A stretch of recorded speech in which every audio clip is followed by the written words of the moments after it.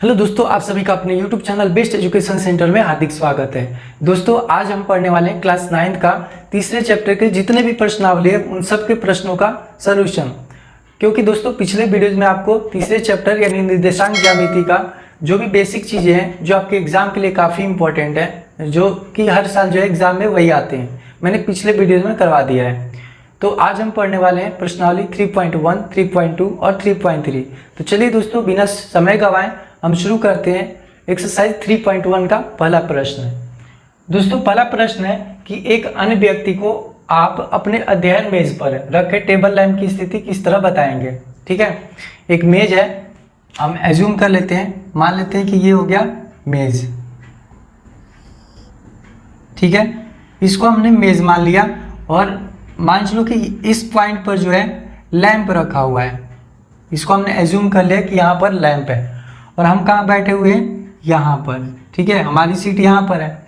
तो इस लैंप की पोजीशन बतानी है। तो जैसे पिछले क्लास में मैंने बताया था आपको एक्स अक्ष और वाई अक्ष, तो मान लो कि ये एक्स और इसको वाई अगर एज्यूम कर लेते हैं तो ये टेबल का जो कोर है यानी इस लाइन से मान के चलो कि ये जो है अगर आप सेंटीमीटर वाले स्केल से मापते हो या फुट्टा से मापते हो तो हो सकता है कि ये जो लेंथ है यहाँ से मान के चलो 25 सेंटीमीटर है, राइट।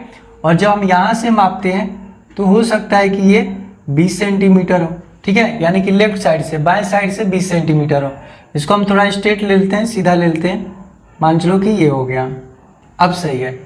तो पहले तो हम इसको अगर अपने बैठे हुए सीट की पोजीशन से अगर हम बताएं तो यहाँ से कहेंगे कि 25, ठीक है, और 20 है। या फिर अगर बाएं से हम कहेंगे तो कहेंगे 20 या 25।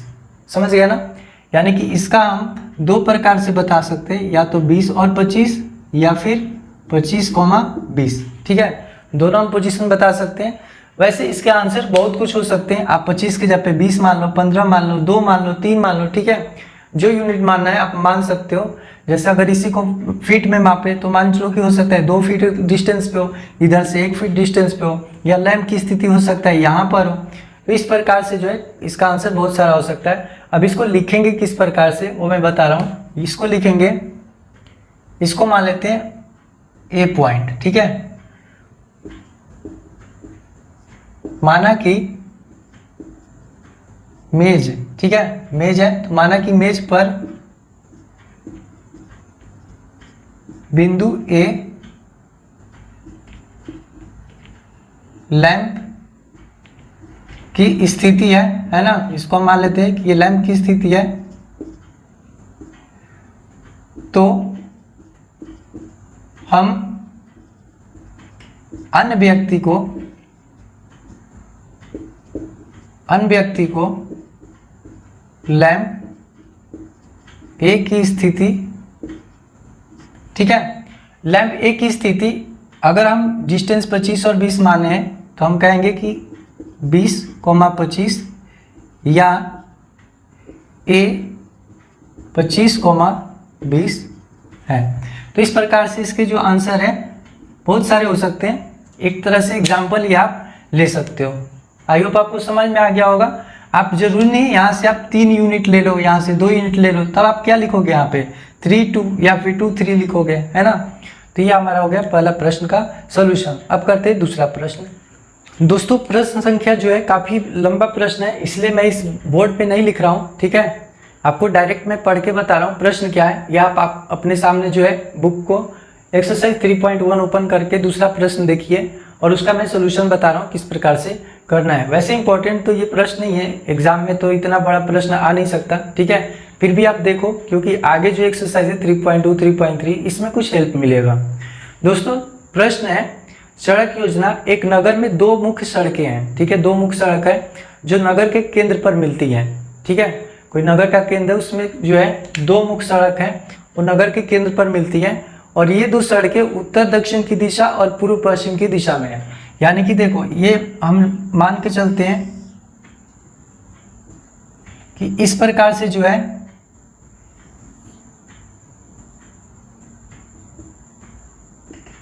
इस प्रकार से जो है 2 सड़कें हो गए। एक सड़क हो गया जो कि पूर्व पश्चिम और एक सड़क जो है उत्तर और दक्षिण, ठीक है, और ये केंद्र पर मिल रहे हैं, ठीक है। ये सड़क मान के चलो मेन सड़क हो गया।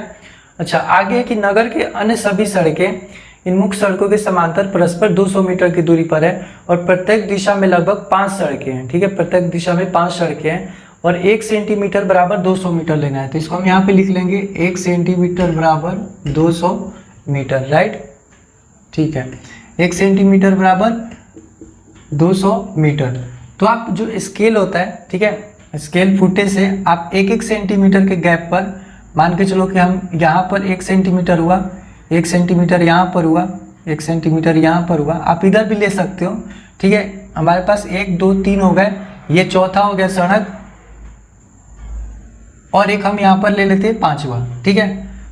उसी प्रकार से मान के चलते कि एक यहाँ पर है 1 2, ठीक है, एक ये मेन सड़क है 2 3 4 5, ठीक है, 5 दोनों डायरेक्शन में है। तो अब इसको हम मिलाते हैं, ठीक है। जैसे मान चलो कि हमने इसको मिला लिया, ये जो है सारे जितने भी हैं वो क्या है, मुख्य सड़क के समांतर हैं, तो हम इसको समांतर ही लेंगे। आप स्केल से जो है इसको सीधा सीधा बना लेना, ठीक है।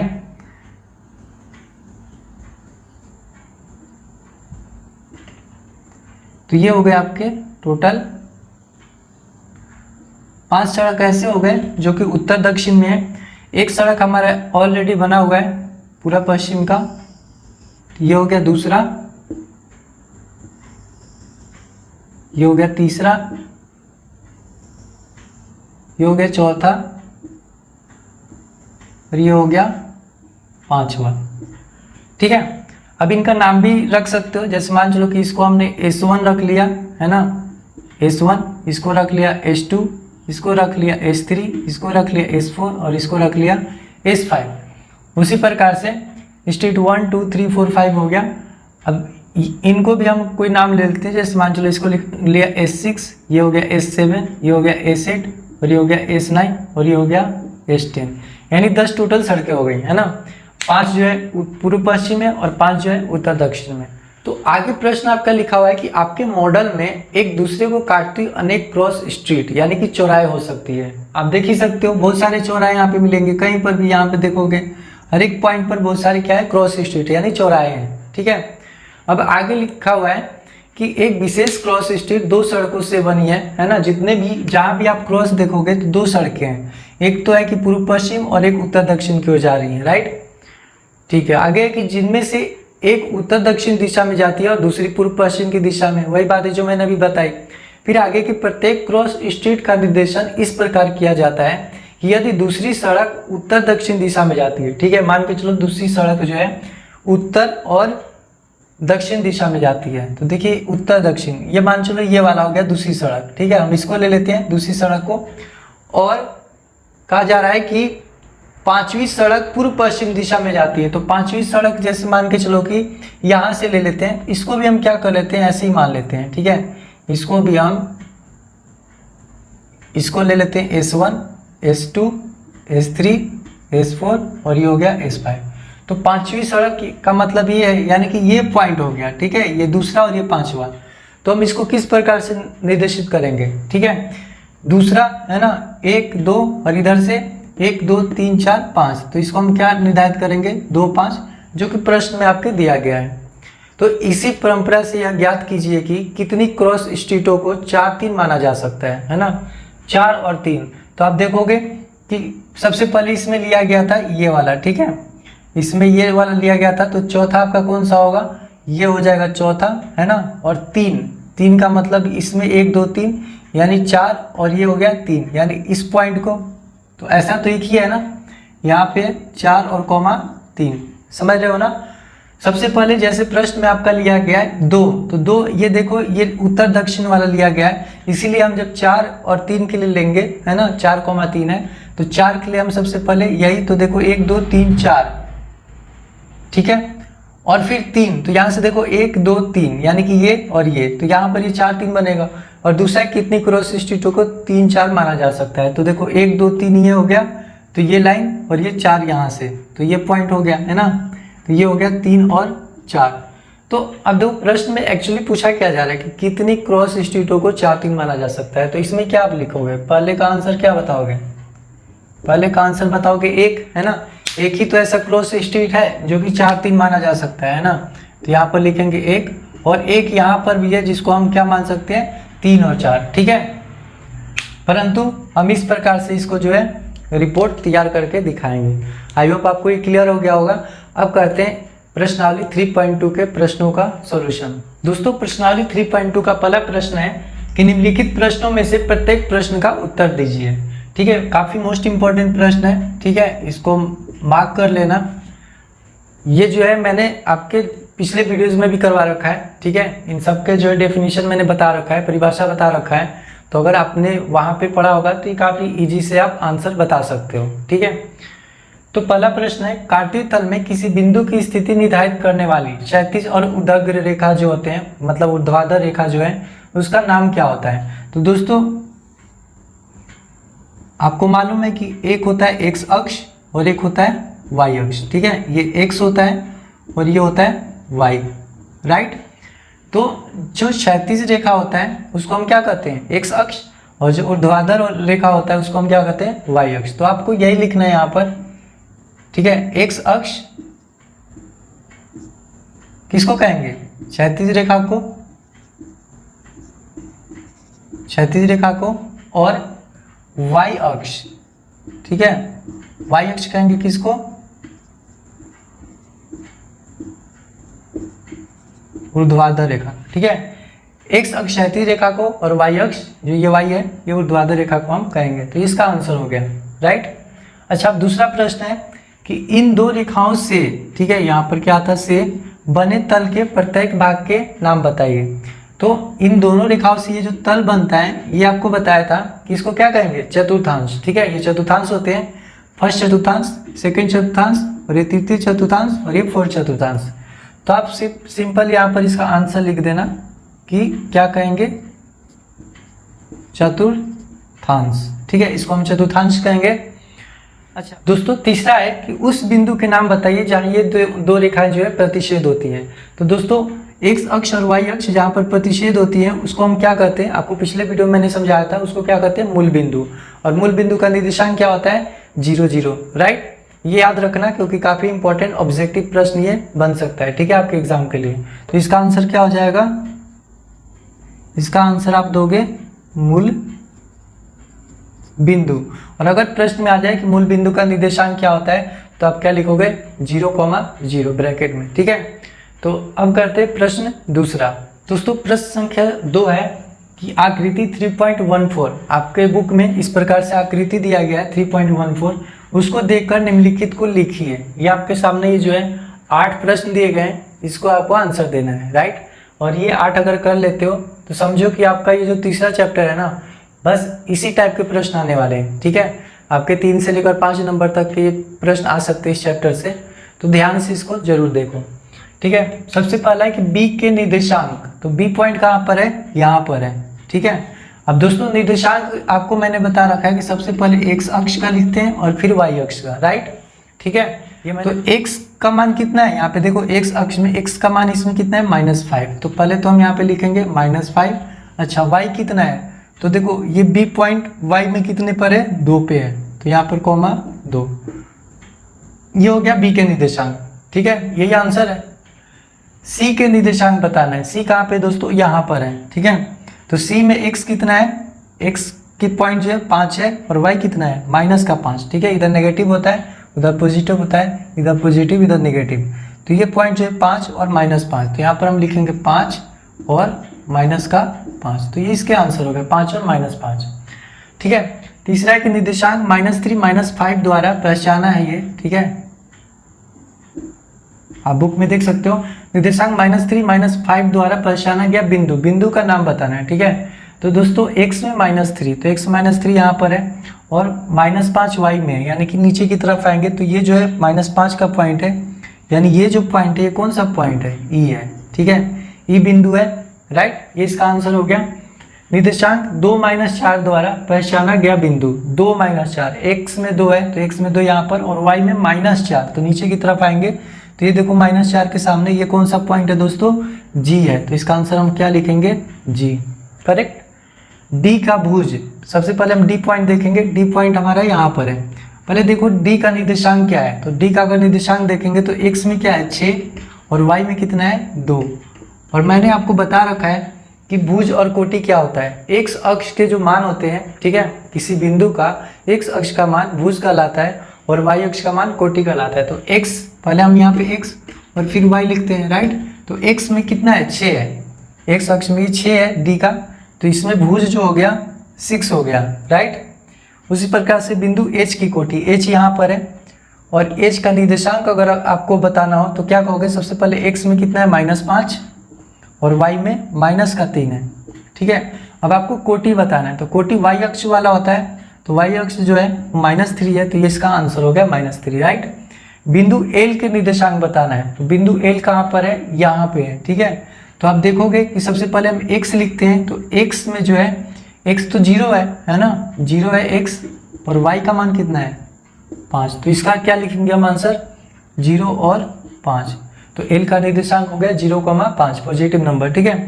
बिंदु M के निर्देशांक, M यहाँ पर है, तो x में कितना है -3 और y में कितना है 0, क्योंकि y जो है अगर यहाँ पर देखेंगे तो 0 वाले पॉइंट पे है ना, तो यहाँ पर 0 हो गया। तो इस प्रकार से ये जो है दूसरे का आंसर होगा, ठीक है। दूसरे में पहले का आंसर -5 दो, दूसरे का 5 -5, तीसरे का E पॉइंट हो जाएगा, चौथे का G पॉइंट, पांचवे का D का भुज 6 हो जाएगा, छठे का बिंदु H की कोटि -3, सातवें का बिंदु L के निर्देशांक 0 और 5 और आठवें बिंदु M के निर्देशांक -3 और 0 होगा, ठीक है। आई होप आपको ये बिल्कुल क्लियर हो गया होगा और बिल्कुल क्लियर कर लेना वीडियो को, अगर क्लियर ना हो तो इसको बैक करके फिर से देख लेना, क्योंकि यही है जो आपके एग्जाम में आने वाले हैं, ठीक है। अब पढ़ते हैं प्रश्नावली 3.3 के प्रश्न। दोस्तों 3.3 का पहला प्रश्न है कि किस चतुर्थांश में या किस अक्ष पर बिंदु -2 4 3 -1 -1 0 1 2 और -3 -5 स्थित है और काटे तल पर इनका स्थान निर्धारण करके अपने उत्तर को क्या करना है, सत्यापित करना है। तो सबसे पहले तो हम इसे संख्या रेखा द्वारा जो है ग्राफ पर प्रदर्शित करते हैं, उसके बाद हम तय करेंगे कि किस चतुर्थांश में है, राइट। तो वैसे देख के भी आप बता सकते हो, क्योंकि मैंने ये बातें जो है पहले बता रखी है, ठीक है, कि जो प्लस और प्लस होता है, अगर x और y दोनों प्लस होता है तो फर्स्ट चतुर्थांश में जाएगा और माइनस और प्लस होगा तो दूसरे में, फिर तीसरे में माइनस और माइनस होता है और चौथे में प्लस और माइनस, यानी कि x का मान और y का मान उसी क्रम में हम रखने पर इस प्रकार से चतुर्थांश को प्राप्त कर सकते हैं। तो पहले ग्राफ बनाते हैं इस प्रकार से, ये मान के चलो कि हमारा हो गया x अक्ष और ये ले लेते हैं y अक्ष, राइट। ये हो गया x अक्ष, x डैश और y डैश, ठीक है, ये y है और y डैश, ये मान चलो हमारा मूल बिंदु है। तो हमें देख रहे हैं कि हमें 5 तक की जरूरत है, तो हम ऐसा करते हैं 1 2 3 4 5 तक ले लेते हैं, इधर भी 1 2 3 4 5, यहाँ भी 1 2 3 4 5, इधर भी हम 1 2 3 4 5, ठीक है। अब देखो ये पॉजिटिव नंबर होता है, धनात्मक संख्या, इधर भी धनात्मक होता है, राइट, और इधर ऋणात्मक -1 -2 -3 -4 -5, और इधर भी ऋणात्मक होगा, यानी -1 -2 -3 -4 और -5, समझ रहे हो ना। अब देखो हमें पहले निर्धारित करना है, तो सबसे पहला पॉइंट है क्या, -2 और 4, तो x पहले और फिर y लेते हैं ना, तो x में -2, तो x में -2 कहाँ पर है, x अक्ष पे यहाँ पर है, राइट, और y में 4 है, तो y में 4 कहाँ पे है, यहाँ पर है, तो -2 और 4 के सामने, ठीक है, इस प्रकार से हम ऐसे स्केल द्वारा, ठीक है, बिल्कुल एग्जैक्ट पॉइंट लेकर हम यहाँ पर ले लिए, क्या ये -2 और 4, राइट। अब 3 और -1, तो x में 3 कहाँ पर, यहाँ पर है, और y में -1, तो -1 तो नीचे होता है, ये रहा -1, तो इसके सामने और इस 3 के सामने, ठीक है, तो यहाँ पर हो गया 3 और -1, समझ रहे हो ना। इसको मैं रेड मार्कर द्वारा मार्क कर देता हूँ, ठीक है, उस प्रकार से ये हो गया, ठीक है। अब तीसरा है -1 0, तो x में -1 यहाँ पर है और y में 0 यहीं पर, यानी कि हम यहीं पर पॉइंट आउट करेंगे, ठीक है, किसका, -1 और 0 का, ठीक है। फोर्थ है 1 और 2, तो x में 1 यहाँ पर है और y में 2 यहाँ पर, यानी कि 2 के सामने और इधर 1 के सामने, क्योंकि x पहले 1 है तो x में 1 यहाँ पर है और y में 2 यहाँ पर है, यानी कि ये हो गया हमारा x1 2। उस तरीके से -3 और -5 दोनों माइनस में है, तो x में -3 कहाँ पे, यहाँ पे है, और -5 y में नेगेटिव नीचे होता है, तो देखो ये हो गया -3 के नीचे आएंगे, और उसी प्रकार से ये -5 के सामने, यानी कि ये वाला पॉइंट बनेगा, तो यहाँ पर हो गया -3 और -5, समझ रहे हो ना। तो ये तो हमने क्या कर लिया कि इसको ग्राफ पर निरूपित कर लिया। अब हमें बताना है कि इनका स्थान जो है कार्तीय तल पर कहाँ कहाँ है। तो सबसे पहले -2 और 4 पे आते हैं। तो जो -2 और 4 है, देखो ये होता है हमारा फर्स्ट, ठीक है, फर्स्ट चतुर्थांश होता है ना, ये होता है सेकंड, ये होता है थर्ड, और ये होता है फोर्थ। अब आप देख के बता सकते हो, है ना। -2 4 कहाँ पर है, इस वाले एरिया में, यानी कि किस पे है, सेकंड में है ना। इसका आंसर क्या हो जाएगा, सेकंड चतुर्थांश। नेक्स्ट हमारा है 3 और -1, तो 3 और -1, 3 और -1 कहाँ पे, यहाँ पे है, और ये कौन सा एरिया है, फोर्थ का, तो ये हो गया हमारा फोर्थ चतुर्थांश, राइट। उसके बाद है -1 और 0, तो -1 और 0 यहाँ पर है। तो ये देखो ये कोई तल नहीं हुआ, क्योंकि ये तो संख्या रेखा पर है ना, ये तो एक अक्ष पर है। तो इसको क्या लिखेंगे, क्योंकि नेगेटिव वाला है तो इसको लिखेंगे ऋणात्मक, ठीक है, और क्या लिखेंगे, x अक्ष, क्योंकि एक अक्ष पे स्थित है ना, तो इसको इधर कर सकते हो ना इधर कर सकते हो, समझ रहे हो ना।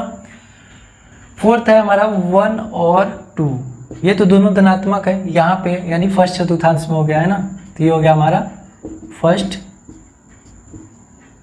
चतुर्थांश, राइट। लास्ट हमारा यहाँ पर -3 और -5, तो -3 और -5 आप देखो यहाँ पर है, और ये कौन सा है, तीसरा वाला है, ठीक है। तो ये हो गया हमारा थर्ड चतुर्थांश, हो गया ना। 1 2 3 4 5, 1 2 3 4 5 पॉइंट है ना। तो इस प्रकार से हम इसके ग्राफ पर निरूपित करेंगे, और साथ में इस प्रकार से हम बता सकते हैं किस चतुर्थांश में है। और इसको फिर से समझ लेना कि ये वाला जो होता है फर्स्ट चतुर्थांश वो प्लस प्लस होता है, तो जो भी देखो कि प्लस प्लस में है, जैसे ये प्लस प्लस में है तो पहला चतुर्थांश में हो गया, आप देख के बता सकते हो। ये होता है माइनस और प्लस, क्योंकि x पहले माइनस होता है, y प्लस, ये दोनों माइनस होता है, ठीक है, यानी दोनों माइनस। जैसे आपका ये आ जाएगा इस प्रकार के, तो आपका तृतीय चतुर्थांश है, और इसमें x प्लस होता है और y माइनस, यानी प्लस और माइनस आ जाए, जैसे ये वाला है, ठीक है। तो आप कहोगे ये कौन सा चतुर्थांश में है, तो फोर्थ चतुर्थांश में, ठीक है, फोर्थ चतुर्थांश है। तो इस प्रकार से हम पहला प्रश्न करेंगे आपका। दोस्तों आज का आखिरी प्रश्न है प्रश्न संख्या 2। अक्षों पर दूरी का उपयुक्त एकक लेकर नीचे सारणी में दिए गए बिंदुओं को तल पर आरेखित कीजिए। आपके पास जो है ये वाला लाइन तो मैंने अभी जो है लिखा है, आपके पास x और y वाली ये जो है 2 लाइन दिया गया है प्रश्न में, आप देख सकते हो बुक में।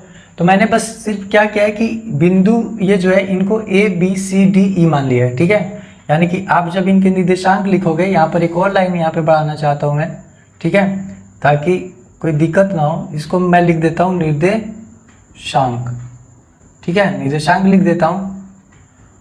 और निर्देशांक में हमें क्या करना है कि अब ये ए पॉइंट मैंने मान लिया, तो ए का निर्देशांक पहले x लिखते हैं ना, तो -2 और 8 हो गया।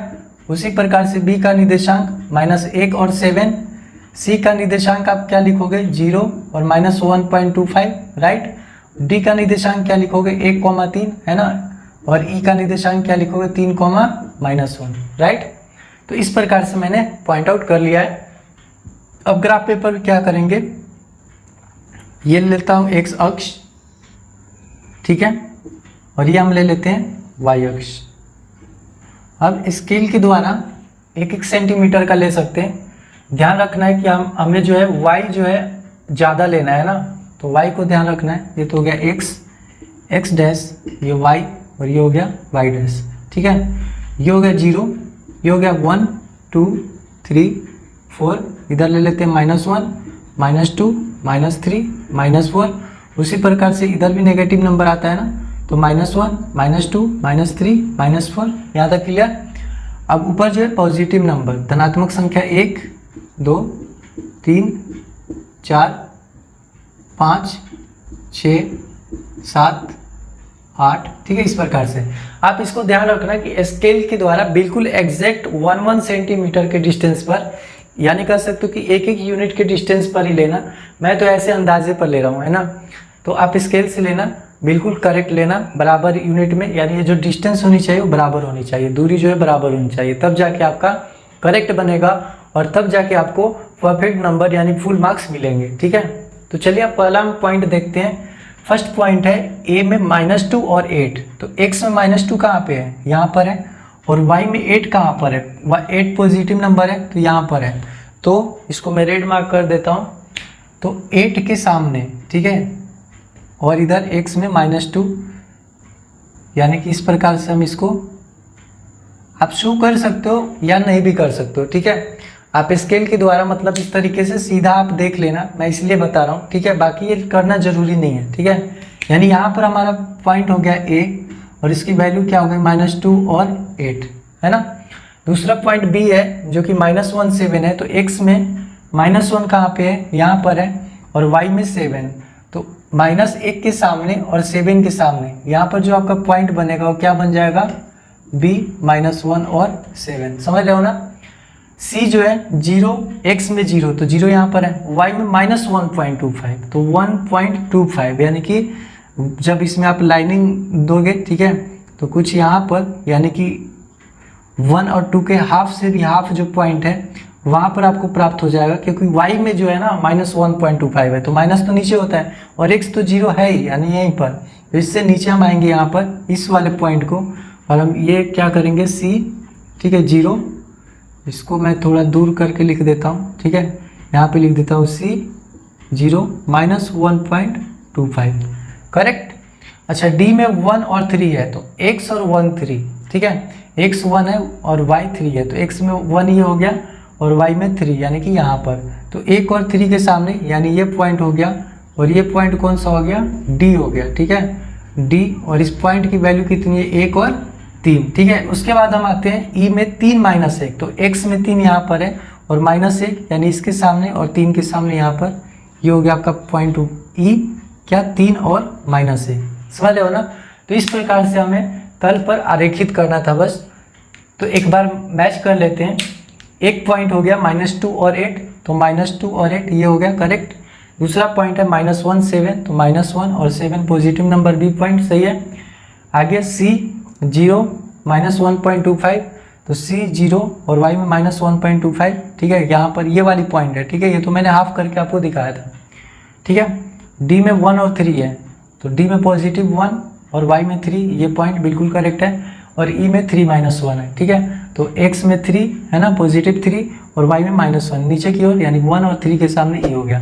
तो आई होप तीसरा चैप्टर आपको बिल्कुल अच्छे से क्लियर हो गया होगा, और अगर क्लियर हो गया होगा तो समझो कि आपको लगभग 4 से 5 नंबर तो कन्फर्म है। ठीक है, तो फिर मिलते हैं, तब तक के लिए जय हिंद दोस्तों।